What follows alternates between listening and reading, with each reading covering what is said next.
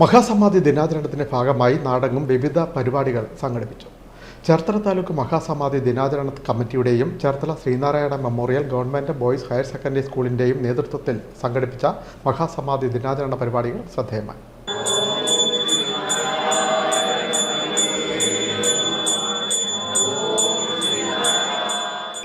ശ്രീനാരായണ ഗുരു കണ്ണാടി പ്രതിഷ്ഠ നടത്തി ചരിത്രപ്രസിദ്ധമായ കളമങ്കോടം ശക്തീശ്വരം ക്ഷേത്ര സന്നിധിയിൽ നിന്ന് ദീപശിഖ റിലേ ആരംഭിച്ചു. Devaswom president advocate C K Shaji Mohan ദീപശിഖ പ്രയാണം ഉദ്ഘാടനം ചെയ്തു. മനുഷ്യന്റെ മതമെന്ന് മനുഷ്യത്വമാണെന്ന് പറഞ്ഞാൽ ലോകത്തിൽ ഒരു ഗുരുക്കന്മാർക്കും പറയാൻ പറ്റിയിട്ടില്ല.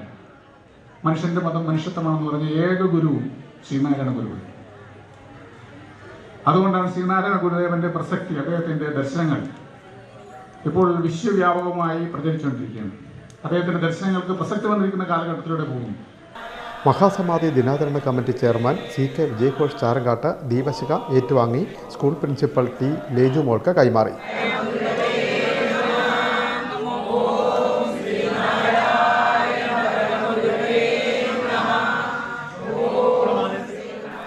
തുടർന്ന് സ്കൂളിലെ കായിക താരങ്ങൾ ഏറ്റുവാങ്ങി ദീപശിഖ റിലേ ആരംഭിച്ചു.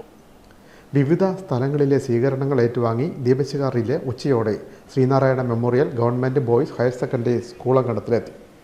പ്രിൻസിപ്പൽ ടി ലേജുമോൾ, പ്രഥമാധ്യാപിക Sheeja, PTA president SG Raju, അധ്യാപകർ തുടങ്ങിയവർ ചേർന്ന് ദീപശിഖ ഏറ്റുവാങ്ങി ഗുരുവിൻ്റെ ഛായാചിത്രത്തിന് മുന്നിൽ സ്ഥാപിച്ചു. നിരവധി ജനങ്ങൾ പങ്കെടുത്തു. അന്നദാനവും ഒരുക്കിയിരുന്നു.